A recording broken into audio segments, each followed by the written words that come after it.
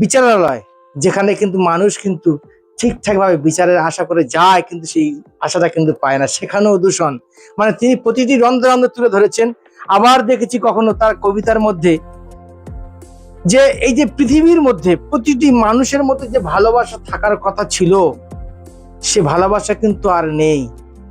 প্রতিটা ক্ষেত্রে কিন্তু দূষণ ঢুকে আছে। তাই দূষণ মুক্ত পৃথিবী আমরা চাই। ভাগ্যক্রমে আমরা খুবই ভাগ্যবান যে আজকের দুজন মানুষের সঙ্গে ইতিমধ্যে আমাদের সাক্ষাৎ হয়ে গেল। একটু আগে আমরা জানিয়ে দিয়েছিলাম। আমাদের সঙ্গে রয়েছেন শফিকুল ইসলাম মোল্লা, আমার ঠিক ডান দিকে রয়েছেন। উনি বর্তমানে ক্যানিং সাব ডিভিশনাল হসপিটালে এখন কর্মরত। আর আমার ঠিক বাম দিকে রয়েছেন স্বনামধন্য বর্ষিয়ান শ্রদ্ধেয় শফিকুল ইসলামের বাবা নজরুল ইসলাম সাহেব। তিনি কিন্তু সাহিত্যিক মানুষ, লেখনীর মাধ্যমে সবসময় তিনি সরব হন। নিজের যে আত্মার সত্তাগুলোকে তিনি প্রকাশিত করেন লেখনীর মাধ্যমে। সাথে সাথেই তার যে স্বরচিত কবিতাগুলো পাঠ, নিজের লেখা সে কবিতা পাঠগুলো তিনি করেন, যেটা খুবই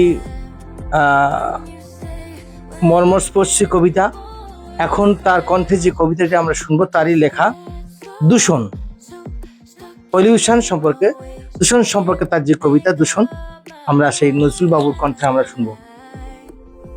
আমি নজরুল ইসলাম মোল্লা, আমার স্বরচিত কবিতা দূষণ পাঠ করছি।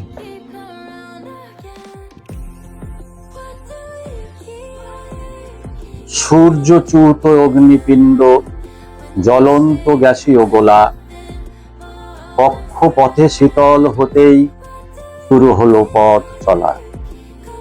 পৃষ্ঠ, পাহাড়, মরু, নদী, ঝড়, বিচিত্র মহিমায় আঁকি আদিম সত্তা লুকিয়ে রেখেছে অন্তরালে ঢাকি।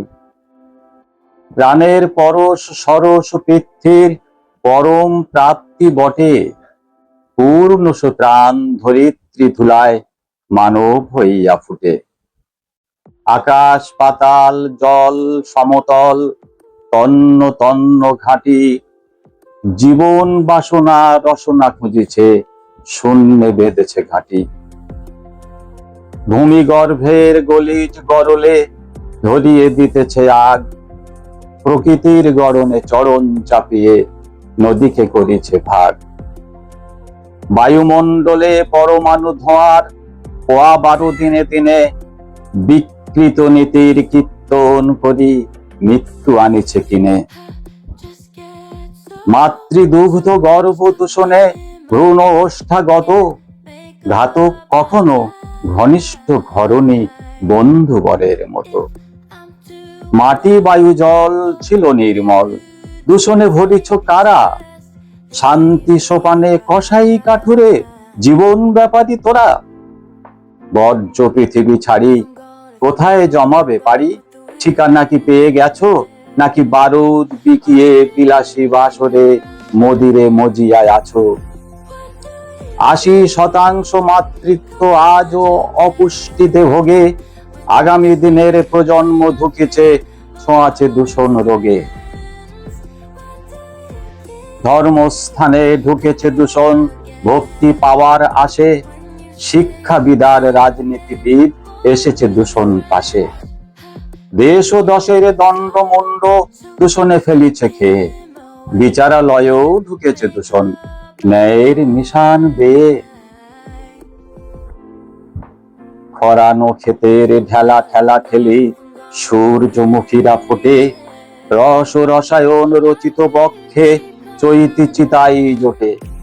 তারাই দিতেছে রক্তের দান, প্রতিদান নাহি পায়, উষ্ণ শনিতে শল্যবিদের প্যাকেট ভরিয়া যায়। আগুনের ছেলে কেন এসেছিলে প্রাণের পিয়ালা চাকি? ফিরিতে আগুনে সৃষ্টি নিধনে আরো কি অনেক বাকি? প্রমাদগ্রস্ত লোলুপ লাভার রক্তিমতার মাঝে ক্ষীণ ধারা তলে প্রাণের পিয়ানো সুর কাটে আর বাজে। অ্যাকচুয়ালি যেটা দূষণ বলতে আমরা যেটা ভাবছিলাম, কবিতার শুরুতে ভাবলাম হয়তো দূষণ বলতে প্রাকৃতিক দূষণ, কিন্তু না, প্রাকৃতিক ছাড়াও যে দূষণ, নজরুল বাবুর কবিতার কিন্তু রন্ধ্রে রন্ধ্রে সেগুলো কিন্তু আমরা দেখতে পাচ্ছি। এক মাতৃগর্ভে যে ভ্রূণ, তারা কিন্তু দূষিত, দূষণগ্রস্ত এই ধর্মস্থান। প্রতিটা ক্ষেত্রে আমরা দেখেছি রাজনীতিবিদ তার ভাষায় দূষণ, শিক্ষাবিদ সেখানেও দূষণ, বিচারালয় যেখানে কিন্তু মানুষ কিন্তু ঠিকঠাক ভাবে বিচারের আশা করে যায় কিন্তু সেই আশাটা কিন্তু পায় না, সেখানেও দূষণ। মানে তিনি প্রতিটি রন্ধ্রে রন্ধ্রে তুলে ধরেছেন। আবার দেখেছি কখনো তার কবিতার মধ্যে যে এই যে পৃথিবীর মধ্যে প্রতিটি মানুষের মধ্যে যে ভালোবাসা থাকার কথা ছিল, সে ভালোবাসা কিন্তু আর নেই। প্রতিটা ক্ষেত্রে কিন্তু দূষণ ঢুকে আছে। তাই দূষণ মুক্ত পৃথিবী আমরা চাই। একটা যে শিশু ভূমিষ্ঠ হবে কিন্তু বিষ মুক্ত পৃথিবী তার চাই, উন্মুক্ত বায়ুদার চাই, সেটা কিন্তু আর নেই। তাই নজরুল বাবুর এই কবিতার মধ্যে দেখতে পাচ্ছি এই কবিতাটা সত্যি দূষণ, যেটা পরিবেশ কিনা সমগ্র জাতিকে কিন্তু দূষিত করে তুলেছে। তাই দূষণ মুক্ত কিন্তু পৃথিবী চাই। সবচেয়ে বড় ব্যাপার, এখন ওয়ার্ল্ড ওয়ার চলছে, একটা বিশ্বযুদ্ধের মতো চলছে একটা, সেখানে কিন্তু পরমাণুর গন্ধ আমরা পেতে পাচ্ছি কবিতার মধ্যে, যার বায়ু দূষণের সাথে সাথে আমরাও কিন্তু দূষিত হয়ে যাচ্ছি। তাই এই যে আগামী ভবিষ্যতের কাছে আপনার যদি কিছু বার্তা থাকে যদি বলবেন। যে পরিস্থিতির সম্মুখীন পৃথিবীতে আমরা মানে আছি, সেটাতেই গুরুত্ব দেওয়া হয়েছে।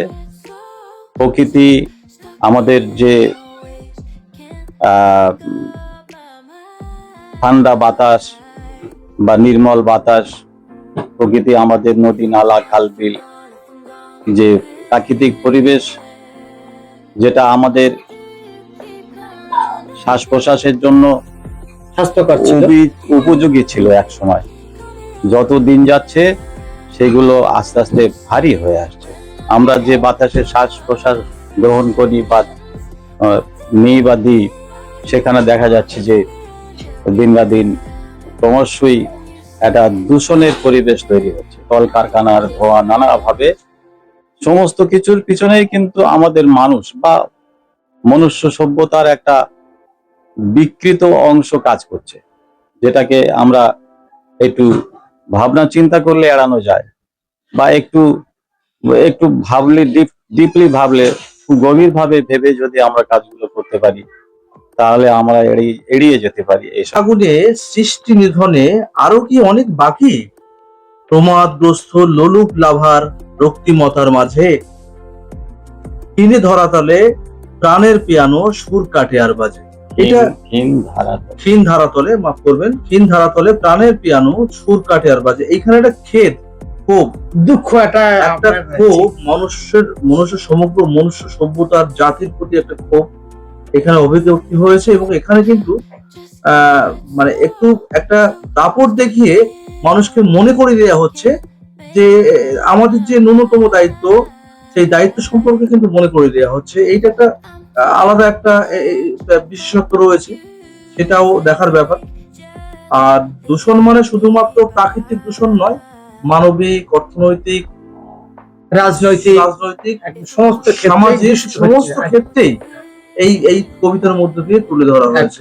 এই আর এটাই এর নির্দেশটা এটাই। তো আপনারা যারা পাঠক এবং দর্শক যারা রয়েছেন, তাদেরকে অনুরোধ করব, আমার আব্বুর লেখা কবিতা দীর্ঘদিন ধরে উনি লেখেন এবং অনেকগুলো কবিতা উনি লিখেছেন, কিন্তু সেইভাবে তার যে প্রকাশ দরকার, যে স্পেস দরকার, সেই স্পেস আমরা এখনো পর্যন্ত করে উঠতে পারিনি। যদি আপনারা গ্রহণ করেন তাহলে অবশ্যই আমাদেরকে একটা উৎসাহ যোগাবে, আমরা অনুপ্রাণিত হব। এবং আমাদের ইচ্ছে রয়েছে যে পরবর্তী যে বই মেলা আছে 2026 এবং 27, সেই সময়ে আমরা চেষ্টা করব একটা পাবলিশার্সের সঙ্গে যোগাযোগ করে তার কবিতাগুলো প্রকাশ করার জন্য। আপনাদের কাছ থেকে আমাদের আগাম দাবি বলতে পারেন, আপনার বলতে পারেন যে আপনারা এবার টিভি চ্যানেলের আপনার ফেসবুক বা ইউটিউব চ্যানেলের মাধ্যমে একটু লাইক করুন, সাবস্ক্রাইব করুন আর পাশে থাকুন।